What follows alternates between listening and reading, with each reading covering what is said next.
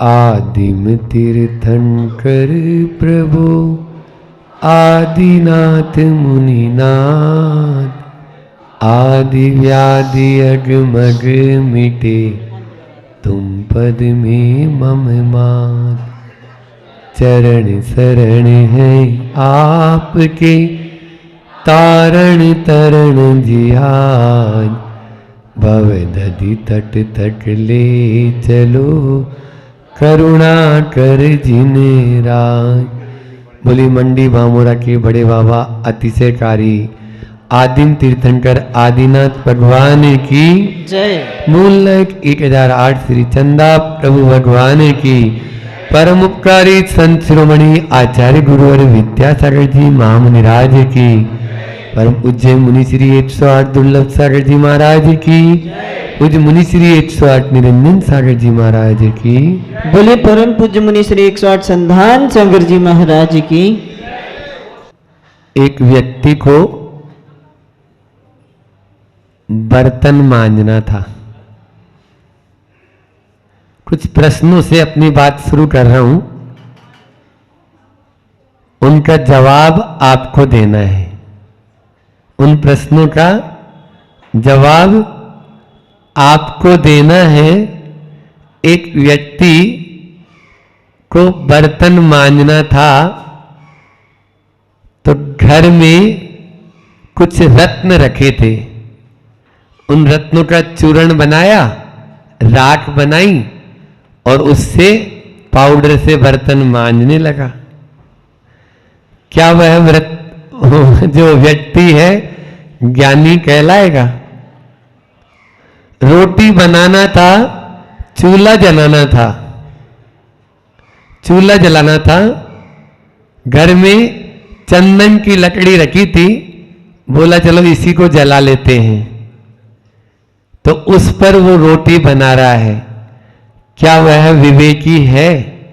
धागे की जरूरत थी, गले में 9 लक्खा हार पहन रखा है, उसको तोड़ा और धागा निकाल लिया। धागे के लिए उस हार को तोड़ दिया।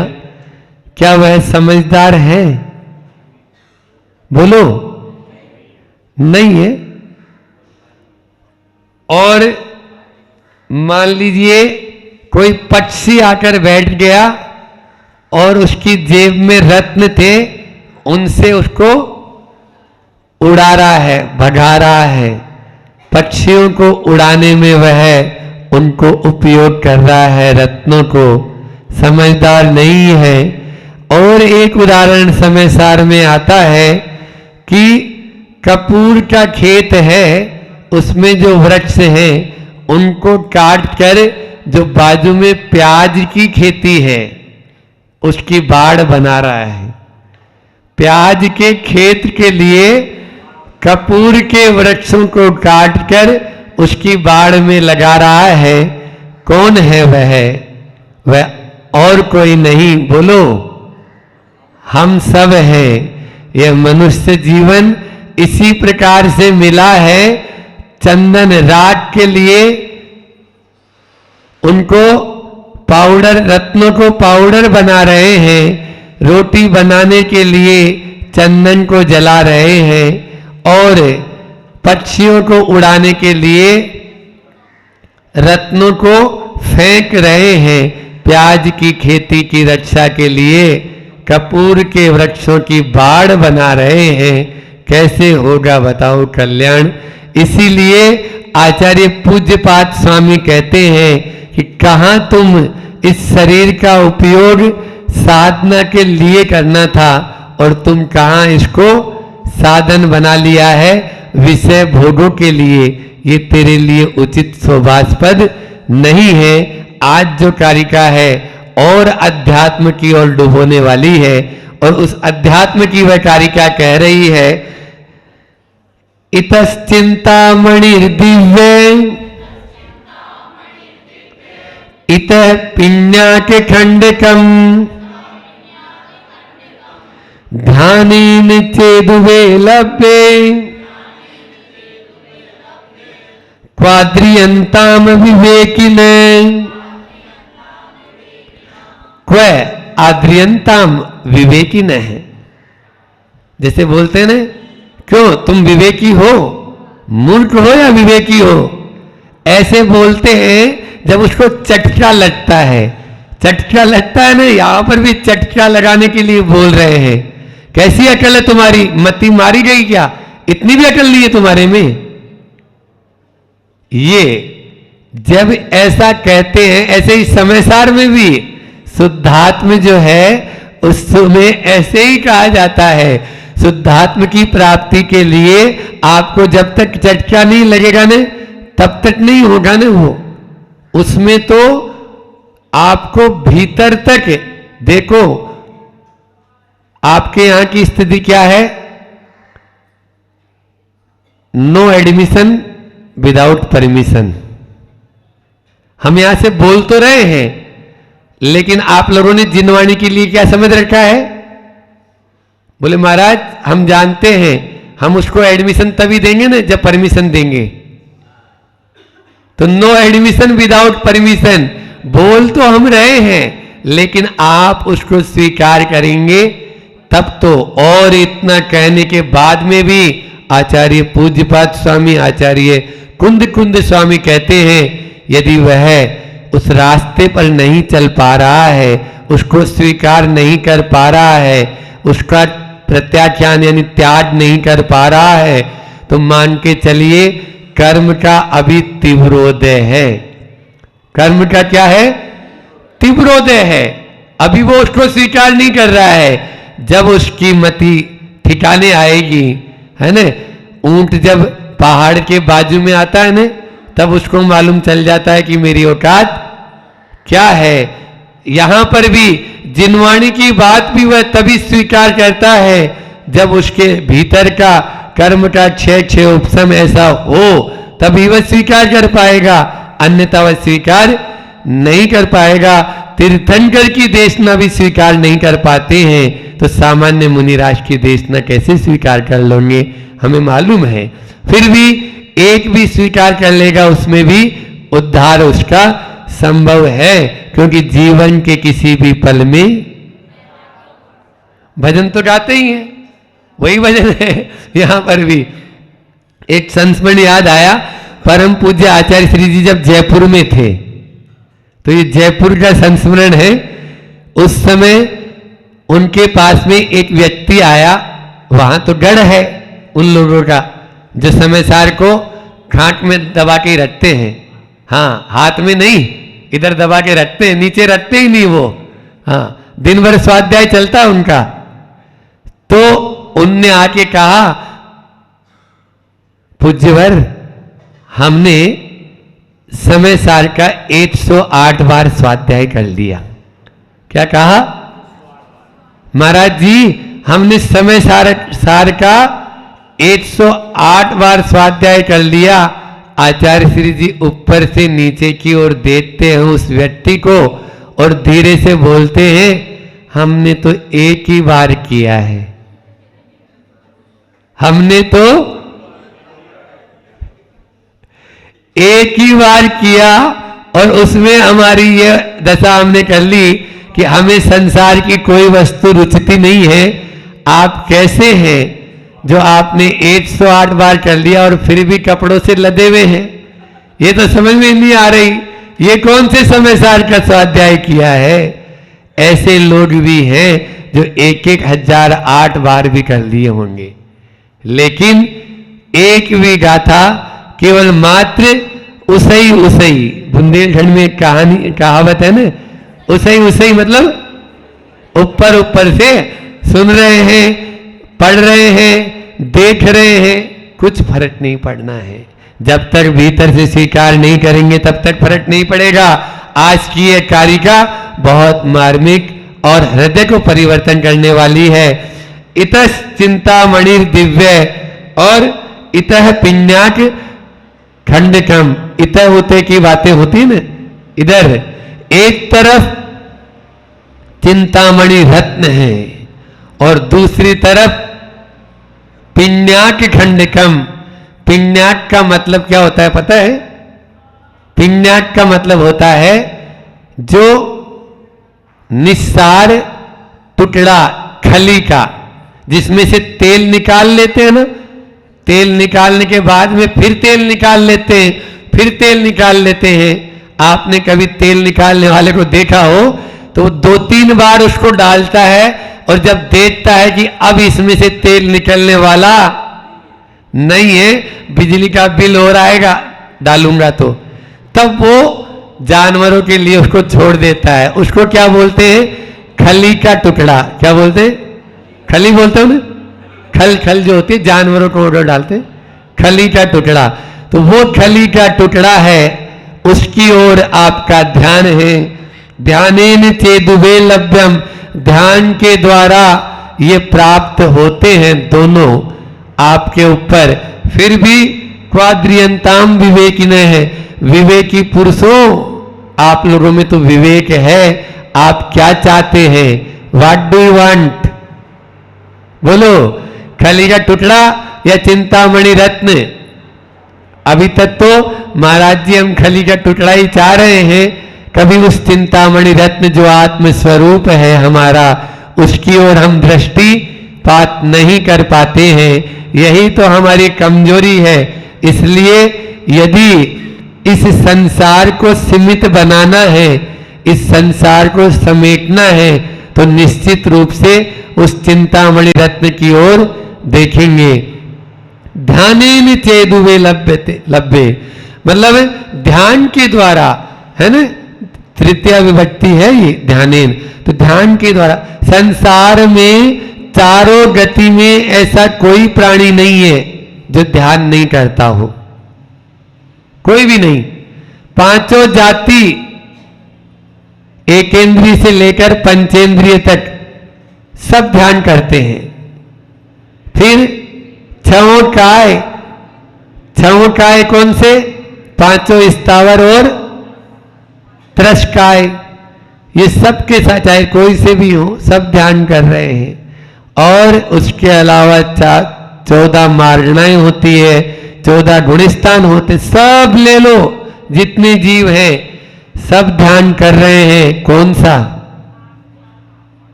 पिण्याक खंडकम वाला, पिण्याक खंडकम वाला, और चिंतामणि वाला नहीं कर रहे, क्योंकि 4 प्रकार के ध्यान होते हैं। आर्द्र ध्यान, रौद्र ध्यान, धर्म ध्यान, शुक्ल ध्यान। हम आर्द्र ध्यान और रौद्र ध्यान कितना कर रहे हैं? धर्म ध्यान की, शुक्ल ध्यान की तो बात ही नहीं है। धर्म ध्यान कितना कर रहे हैं? अपने आप को देख लेना, 24 घंटे होते हैं, उनमें से आपको स्वयं को मालूम चल जाएगा कि हमें क्या मिलेगा, वही मिलेगा। खली यानी दुष्ट भी होता है, खली यानी दुष्ट भी होता है। जो मूर्ख होता है ना, उसको भी खल बोलते हैं ना, खल पुरुष है ये। हाँ, खलनायक, देखो हमारे खलनायक, खल उसमें खलनायक, नायक तो नहीं, खलनायक। तो आज का व्यक्ति उसी तरफ ध्यान ज्यादा दे रहा है, उसी को चाह रहा है। जो चाहेंगे वही तो मिलेगा ना।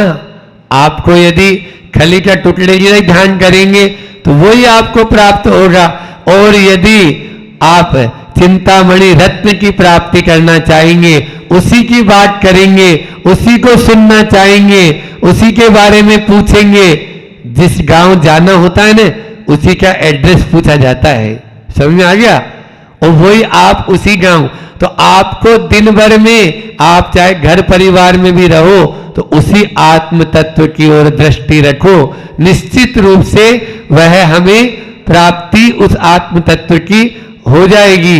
जब चाहे तब आप उसको, जब भी जो भी कार्य हो, केवल मात्र उसी की ओर, उस आत्म चिंतामणि रत्न जिसको कहा गया है यहाँ पर, उसी की ओर दृष्टि रखेंगे, उसी के बारे में बात करेंगे, तभी वह प्राप्त हो सकता है, अन्यथा प्राप्त नहीं हो सकता है। हमारी स्थिति वैसी है जैसे एक तरफ तो अक्षोहिणी सेना है, अक्षोहिणी सेना, और एक तरफ निहत्थे श्री कृष्ण। बोलो किसे पसंद करोगे?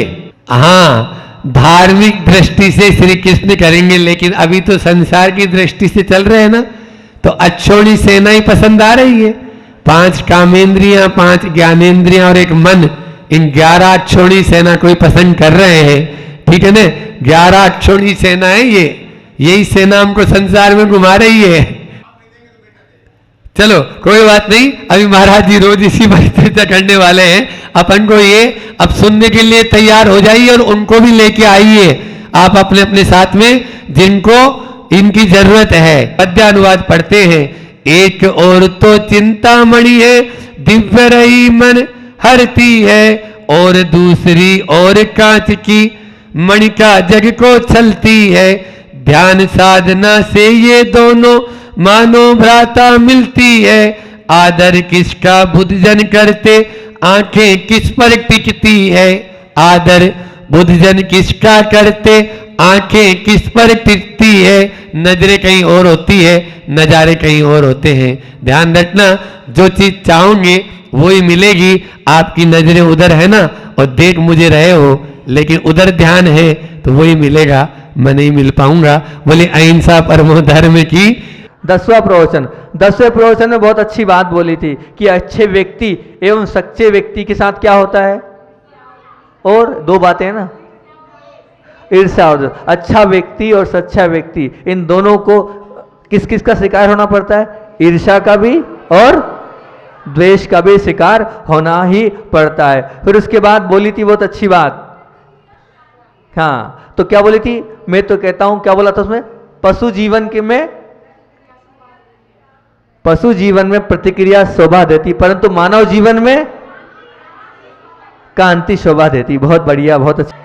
हाँ आगे चलते अपन 12वें प्रवचन के लिए, क्योंकि अपने पास समय नहीं है अब, फिर नहीं तो 12वां प्रवचन। 12वें प्रवचन में हमने ये बात बोली थी कि स्वार्थ भंग के डर से क्रोध से बचा जा सकता है, तो फिर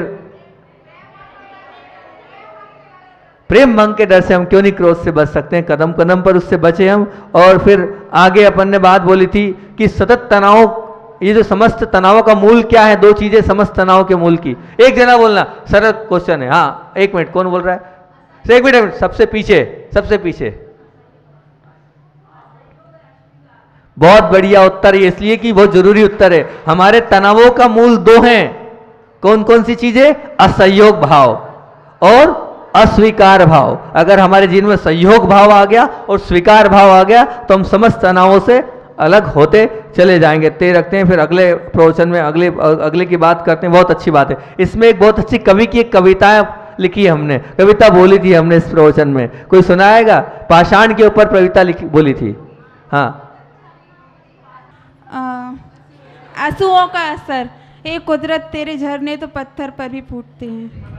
नहीं ऐसा नहीं, देखो ऐसा, क्यों किसी पाषाण हृदय पर होता नहीं आंसुओं का असर, क्यों किसी पाषाण हृदय पर होता नहीं आंसुओं का असर, हे कुदरत तुम्हारे झरने तो पत्थर से भी फूटते हैं। ये वाली बात थी, ठीक है ना। आगे चलते हैं।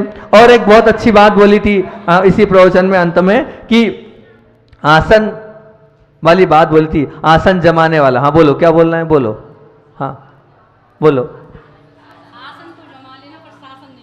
बहुत बढ़िया, आसन जमाना परंतु शासन मत जमाना, क्योंकि आसन जमाने वालों की कर्म सत्ता ने कभी दुर्गति हुई नहीं, और शासन जिसने जमाया उसकी कभी सदगति हुई नहीं। बहुत अच्छा, आगे चलते हैं अपन। और आगे वाला आगे बोलते हैं। बहुत 7-8 बातें बोली थी उस दिन, 8 बातें बोली थी ध्यान रखने योग्य। तो वो 8 बातें कौन कौन सी हैगी? 8 बार रटा भी दी थी हमने 8 बातें। आवेश में कभी आना नहीं, दूसरा बोला था क्रोध को कभी स्वीकार नहीं करना। कोई उठ के बोल देना, सब देख देख के बोल रहे हैं। बैर भाव के कभी, सभी जीवों के प्रति अपने हृदय के दरवाजे सभी जीवों के लिए, और वात्सल्य दान उदारता बनाए रखना, और अंतःकरण में और प्रेम के संबंधों को हमेशा। ये 8 बातें उस दिन की थी। अपनी 15वां प्रवचन, अभी तो आधे हो पाए हमने प्रवचन, क्या होगा अपना। हाँ, एक एक बात ले रहे हैं जबकि हम। अच्छा, बहुत अच्छी बात बोली 15वें प्रवचन में अपन ने। क्या बोला था? योग की बात बोली थी, योग की बात बोली थी, अमृत सिद्धि योग की बात बोली थी। कोई बताएगा? हाँ, पीछे से दादी बोल रही है, बोलो दादी जी। नमस्ते महाराज जी। अमृत सिद्धि योग में यदि कोई क्रोध भी कर ले तो कोई वह फलीभूत नहीं होगा। हाँ, और अगर क्रोध करने समय यदि भगवान की पूजन कर लें तो वह हमेशा फलीभूत होगा। थोड़ा सा ऐसा था ये, क्रोध भले ही आप अमृत सिद्धि योग में करते हो, आपके लिए विष रूप ही बनेगा। भाव उनने पकड़ लिए, बोला सही उन्होंने, वो विष रूप ही बनेगा। और प्रेम भले ही आप अशुभ काल में भी करोगे तो वो अमृत रूप ही बनेगा। ये वाली बात थी। हालांकि भाव बहुत अच्छे थे उनके। फिर उसके बाद मोबाइल की एक बात बोली थी उस दिन। कौन बताएगा मोबाइल की बात? बहुत बढ़िया। मतलब जो हमारे आगे काम में ये अच्छे अच्छे गुणों को हमें सेव करना है, बाकी डिलीट करना। मतलब मैं नाम लूँ तब बताओगे तुम। फिर उसके बाद दो विकल्प दिए थे हमने। अगर मान लो हम मतलब बेर जन्म ले रहा है तो हम क्या करें, उसके दो विकल्प हैं। मतलब किसी व्यक्ति के प्रति हमें कुछ मालूम पड़ा है तो दो बातें हमें ध्यान रखना है। वो दो बातें आप हमेशा ध्यान रखना, आपके जीवन की काम की बातें हैं वो दो बातें। प्रवचन 16। हाँ बोलो, बताएगा कोई वो दो बातें? वो दो बातें ये थी कि जिस व्यक्ति के विषय में गलत मालूम पड़ जाए, वो व्यक्ति अब अगर हमारे लिए महत्वपूर्ण है, उस बात को भूल जाओ। अरे मतलब व्यक्ति महत्वपूर्ण है तो बात भूल जाओ, बात भुला दो, खत्म करो कहानी। क्योंकि हम व्यक्ति को नहीं छोड़ सकते, लेकिन हम बात को छोड़ सकते हैं। और अगर मान लो वो बात महत्वपूर्ण है, वो व्यक्ति महत्वपूर्ण नहीं है, तो उस व्यक्ति को भूल जाओ, लेकिन मन में बिठा के मत रखो कषाय को। प्रवचन तो चल रहा है, लेकिन प्रवचन में प्रश्न मंच भी चल रहा है। शायद ऐसा कहीं हुआ नहीं होगा, लेकिन बामोरा का कहना चाहिए अतिशय है। यहाँ तो जो नहीं होता वो हो जाता है। आप लोगों ने 30 दिन प्रवचन सुने और 16 प्रवचन तक हम आ चुके थे।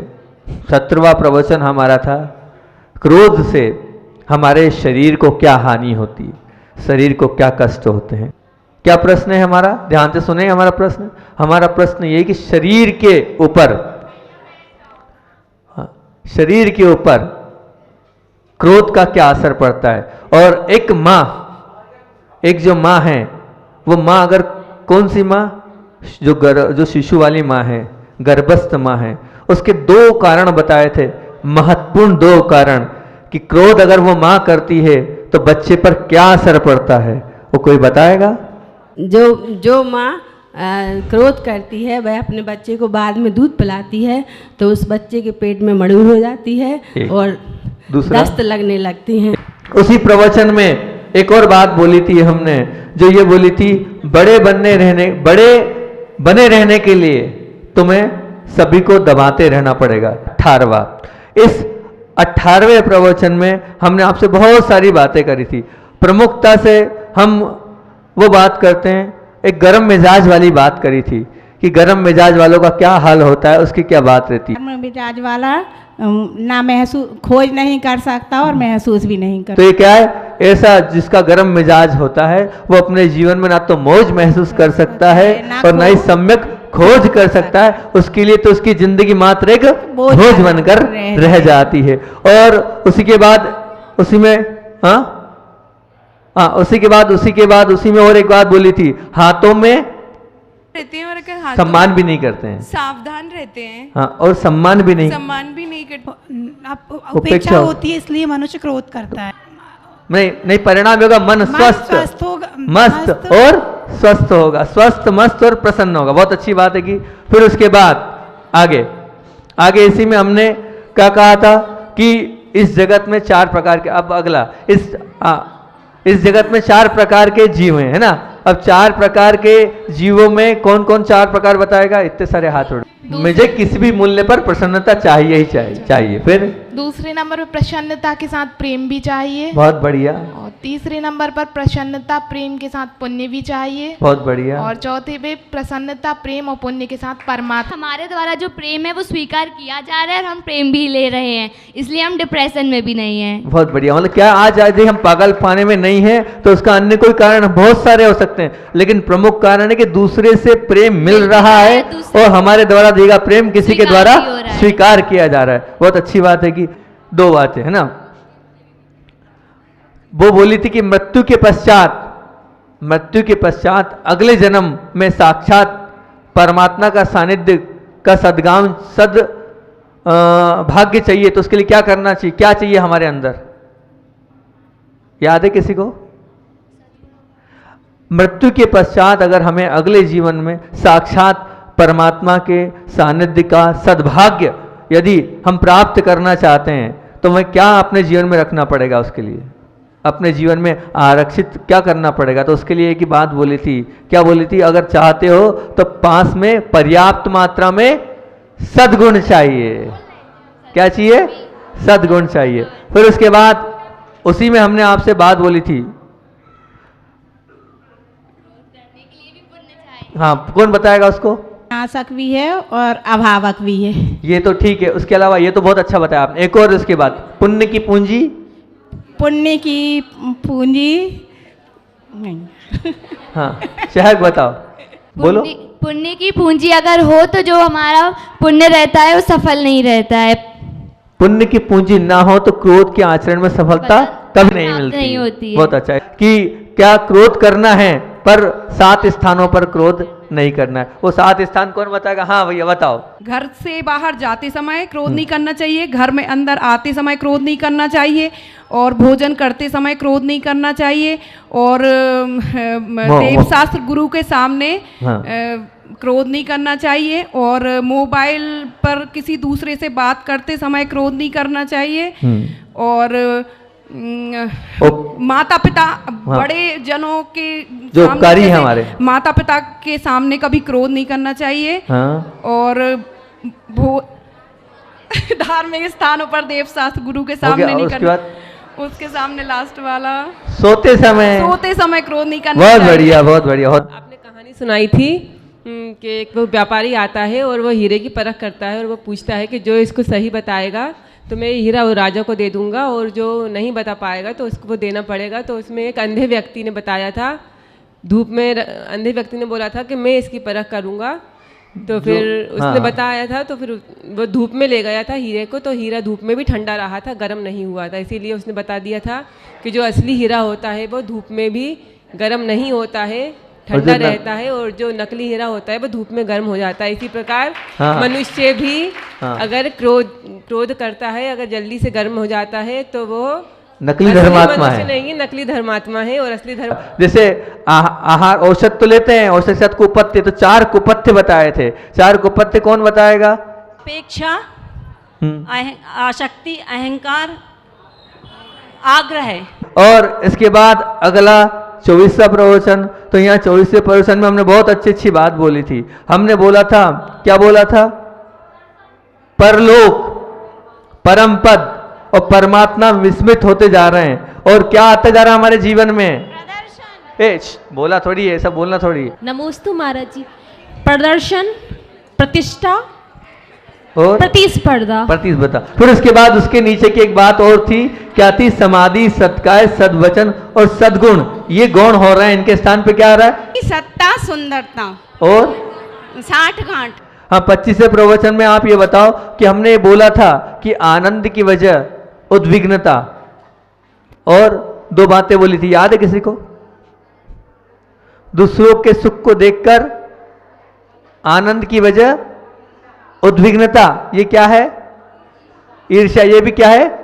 क्रोध है। उसके बाद फिर क्या बोला था? दूसरी चीज, दूसरों की व्यथा को देखकर आनंद, व्यथा की बजाय आनंद महसूस कर रहे हैं, तो ये क्या है? एक प्रकार की क्रूरता, और ये क्रूरता भी क्या है? एक प्रकार का क्रोध है। फिर उसके बाद 2 प्रकार के मनोभाव बताए थे हमने। अगर क्रोध करना भी पड़े तो 2 प्रकार, मतलब 2 प्रकार के व्यक्तित्व होते हैं। उसमें से कौन सा व्यक्ति अच्छा है, कौन सा बुरा, दोनों व्यक्ति के विषय में कौन बताएगा? पढ़ रहा है, मजबूरी है, और दूसरा क्रोध करना ही चाहिए। क्या बोली थी उसी में हमने? मानव की जीव, है ना? मुझे शांत रहना है और मुझे किसी से शिकायत नहीं। बहुत बढ़िया, वेरी गुड, वेरी गुड। वो बोली थी कि अकेले में क्या करना है? हाँ बोलो, कौन बोलेगा वो वाक्य पूरा? प्रस्तुति करने के पहले अकेले में स्तुति कर लेना चाहिए। नहीं, इस पर हाँ बोलो। तुम्हारे पर रोने वालों की संख्या उंगली पर गिनी जा सके, लेकिन तुम्हारी वजह से रोने वाले की संख्या अनगिनत। 27वां है ना?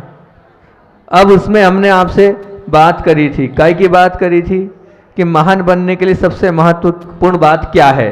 जीवन को बड़े बनने के लिए कोई मेहनत नहीं करना पड़ती, परंतु स्वयं समय गुजरता जाता है, पर बड़े बनने जाने के लिए क्या करना पड़ता है? समान यथाजात गुण वाले बनो। गलती यदि सजा के लायक हो तो माफी क्यों? अपने आप को माफी क्यों? हाँ, अपने आप को माफी क्यों? और गलती अगर माफी के लायक हो तो अपने आप को सजा क्यों? तो हम अपने आप को माफ क्यों करते हैं? और वही गलती यदि दूसरे कर रहा है तो फिर उसको हम सजा क्यों देते हैं?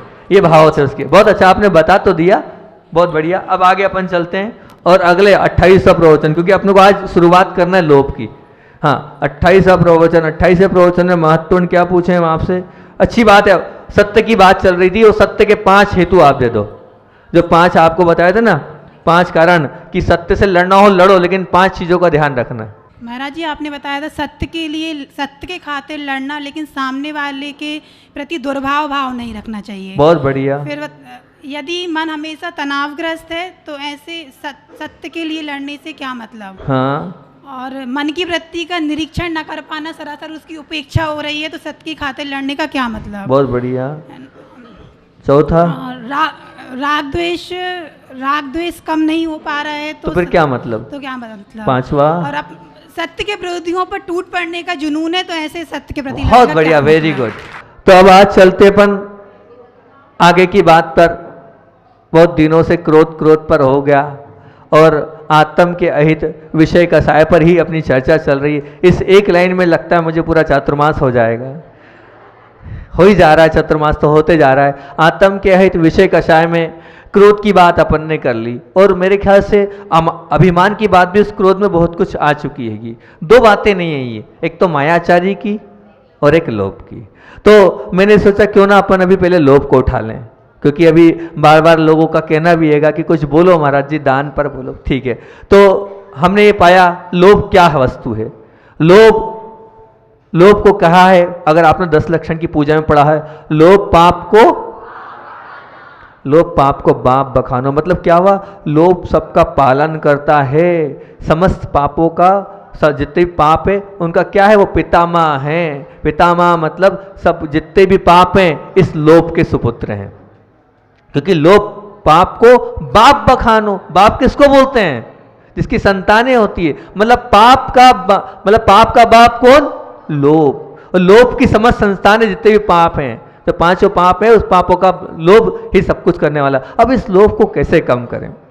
आखिर जब आपने कह दिया सबका बाप लोभ है, अब इस लोभ को समाप्त करना है हमारे जीवन से। क्रोध को तो हमने शने शने कम किया, तो अब लोभ को समाप्त करने के लिए जीवन में हमें सबसे पहले दान का स्वरूप समझना पड़ेगा कि दान क्या है, दान की कितनी महत्वता है, उसके क्या परिणाम है, और दान की पूजा हमें क्यों करना चाहिए। आखिर जीवन में दान का क्या महत्व है। हम इस दान के ऊपर अब प्रतिदिन बात करेंगे, प्रतिदिन चर्चा करेंगे, हर प्रकार से चर्चा करेंगे। मात्र रुपए के दान की चर्चा नहीं आएगी, हर प्रकार की आएगी। औषध की भी आएगी, दया की दान, करुणा के दान, प्रत्येक पहलुओं को लेकर अपन चलते चलेंगे।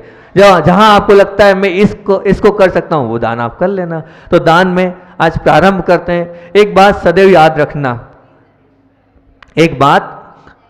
याद रखना, सत्कार्यों का संपूर्ण जगत व्यापार का जगत नहीं है।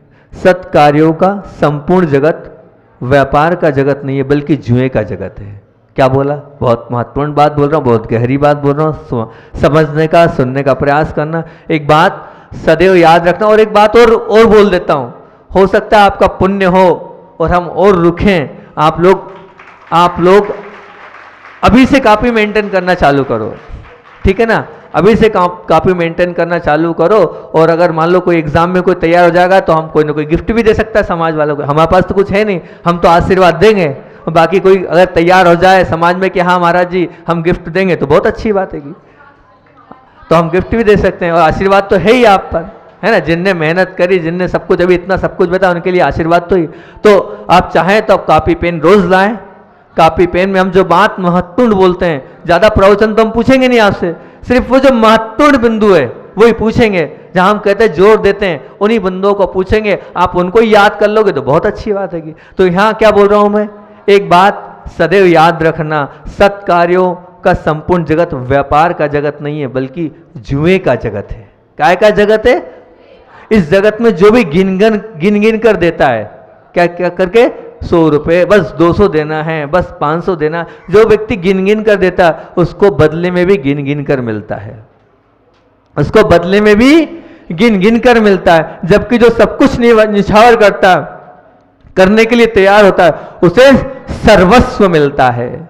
उसे क्या मिलता है? सर्वस्व। किसे मिलता है? जो सब कुछ निछावर करने के लिए तैयार हो जाता है। बड़े बाबा के लिए ये तो पूरा शरीर, क्या इसमें शरीर में कतरा कतरा समर्पित है।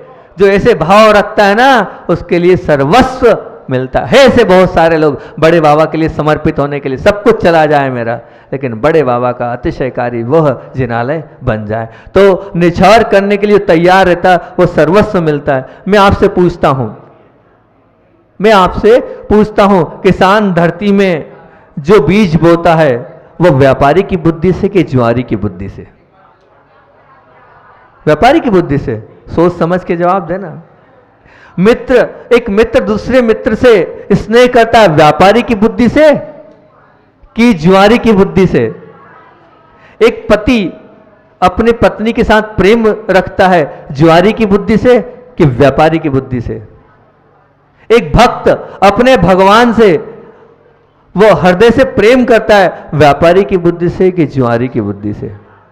हैं भैया, जुआरी की बुद्धि से ही एक किसान धरती में उसको मालूम नहीं है कितना निकलेगा। वो जुआ है, जुआ।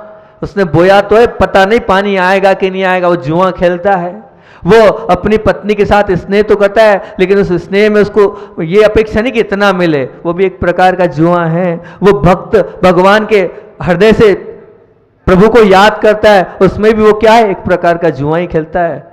तो ये सब जुआ क्या है? इसलिए क्या कहा है यहाँ पर कि सत्कार्यों में संपूर्ण कार्य व्यापार की दृष्टि से मत करना, काय की दृष्टि से करना, बल्कि जुए की दृष्टि से करना। जुआ जैसे खेलते हैं, उसमें क्या पता कितना मिल जाए, कोई भरोसा नहीं। ऐसे ही जुए की दृष्टि से आपको खेलना है। अपने हृदय पर की दीवार पर इस बात को आप उत्कीर्ण कर लेना। क्या बात? कि संपूर्ण कार्य, मतलब जो जितने अच्छे अच्छे कार्य हैं, सत्कार्य वाले कार्य, विवेकपूर्ण पूर्वक दिल खोलकर जो करता, बदले में उसे दिल खोलकर मिलता है।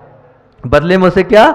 दिल खोलकर मिलता है। यदि जुआरी बुद्धि से के स्वामी बनना चाहते हो ना आप, हाँ भैया, जो जुआ खेलता है, लगाते जाता है, उसको कोई परवाह नहीं, बेपरवाह होकर लगाता है। तो जुआरी बुद्धि से जो दिल खोल कर देता है, वो कौन दे पाएगा?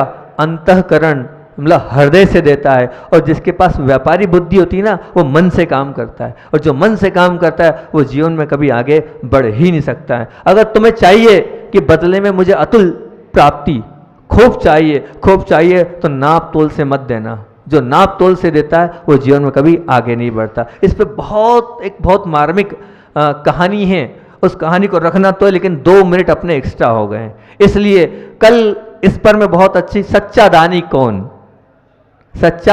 कौन उस पर कहानी बताऊंगा। जिसके जीवन में सर्वस्व जिसने दिया उसको सर्वस्व मिला, उसकी कहानी अपन कल करेंगे। ठीक है ना? आज अपना समय हो गया।